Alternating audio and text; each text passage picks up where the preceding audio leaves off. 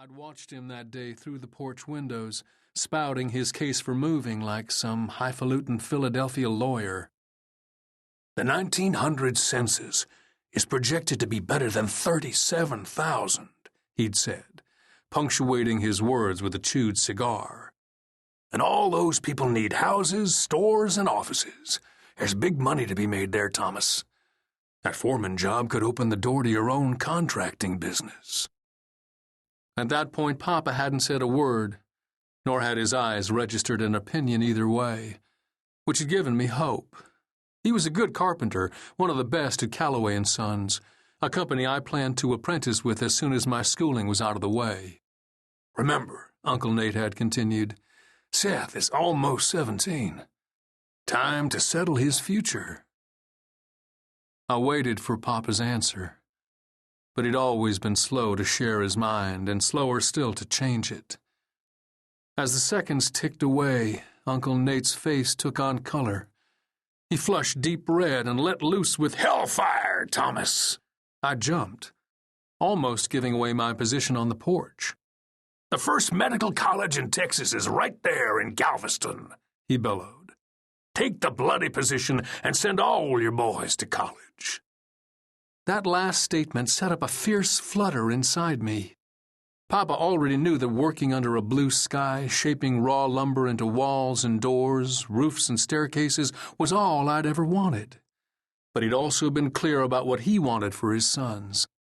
If he thought Galveston could ensure any of us a profession in medicine, we'd be on the next train out of Lampasas for sure. I'd likely end up spending years poring over books and cadavers, and the rest of my life shut up inside a small white room patching up boils and broken arms.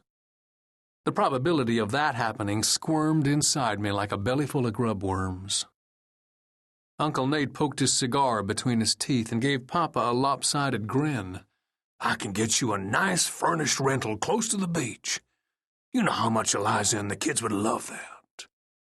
Mama would love that. I held my breath while the vacant expression on Papa's weathered face shifted. I saw a small glimmer of excitement, but it was the hunger in his eyes that finally made me clench my teeth with dread.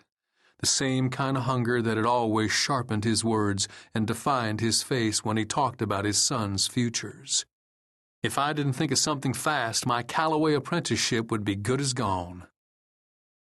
I was no great shakes at arguing a point with Papa, and thanks to my uncle, it might have been easier to empty the Lampasas River with a bucket than change his mind about my taking on more schooling. By the time Uncle Nate left, Papa was convinced that Galveston could provide enough money to see all three of his sons through college, and he was running full chisel to make sure we had that chance. Still, I had to try. I waited till I caught him sitting alone on the porch to remind him of how much he'd already taught me about woodworking and how more than anything I wanted to be a builder, just like he was. He let me talk, but I could see it wasn't doing much good. I finally threw up my hands. I just ain't got what it takes to be a doctor, Papa. Haven't, Seth. The correct verb is haven't. I blew out a frustrated breath. My whole life had just gone to blazes, and he was correcting my grammar. I knew Papa had never had a chance at much formal schooling, but I'd seen him study every book and paper we brought into the house. There wasn't much he didn't know, and little he'd tolerate when it came to incorrect language or bad manners. He'd been known to rap a grown man's knuckles with a knife handle just for reaching across the table for the salt instead of asking for it. Later, Mama told him he'd been lucky the man was good-natured enough to not lay him flat. I knew early on how much Papa valued education. That was why I'd stuck with school when all my friends had gone on to find paying jobs. I'd promised him I'd graduate before I applied for a carpenter's apprenticeship at Callaway, more for his peace of mind than mine. It was a promise I planned to keep, but I sure didn't want to put my life on hold for longer than that. If you don't like medicine, he said, then we'll look into law, or maybe engineering. But, Papa, it's not what I want. You know that.